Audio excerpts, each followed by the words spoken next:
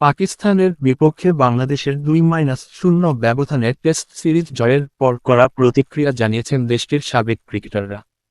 সিলেট আন্তর্জাতিক ক্রিকেট স্টেডিয়ামে 437 রানের লক্ষ্য তাড়া করতে নেমে পাকিস্তান 358 রানে অল আউট হলে ঐতিহাসিক জয় নিশ্চিত করে বাংলাদেশ। মোহাম্মদ রিজওয়ান 94 রানের লড়াকু ইনিংস খেললেও শেষ পর্যন্ত তা যথেষ্ট হয়নি। চতুর্থ ইনিংসে 6 উইকেট নিয়ে পাকিস্তানের ব্যাটিং লাইন আপ গুড়িয়ে দেন স্পিনার তাইজুল ইসলাম। এর মধ্য দিয়ে প্রথমবারের মতো নিজেদের মাটিতে পাকিস্তানকে টেস্ট সিরিজে হোয়াইটওয়াশ করল বাংলাদেশ। এর আগে 2024 সালে পাকিস্তানের মাটিতেও তাদের ধবলধোলাই করেছিল টাইগাররা।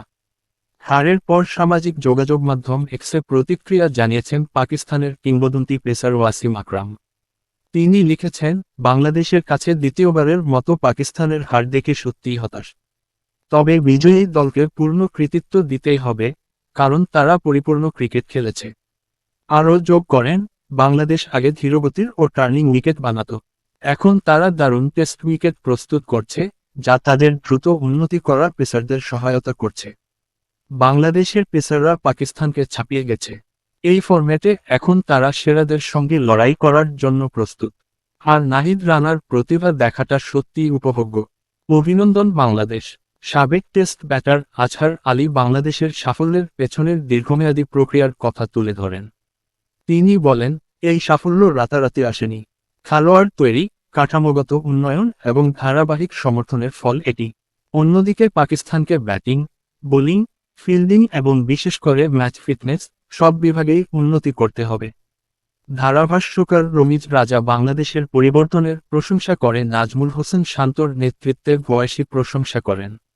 রমিজ বলেন, পাকিস্তানকে চ্যালেঞ্জ জানানোই নয়, নিজেদেরও বদলে ফেলেছে বাংলাদেশ।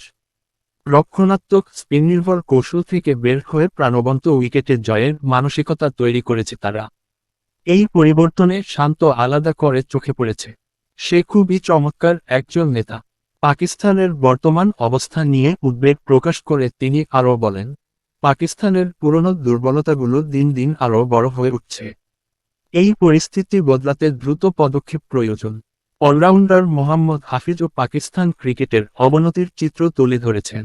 তার ভাষ্য, দেশের পর ক্রিকেটের সবচেয়ে বড় অংশীদার খেলোয়াড়রাই, কারণ তারাই মাঠে খেলে। কৃতিত্ব ও দায় দুটোই তাদের। শেষ 4টি আইসিসি আসরের ফলাফল এবং টেস্ট ক্রিকেটে অবনতি বাস্তবতা। প্রশাসনের সমাধান করার মতো কিছু গুরুতর সমস্যা রয়েছে।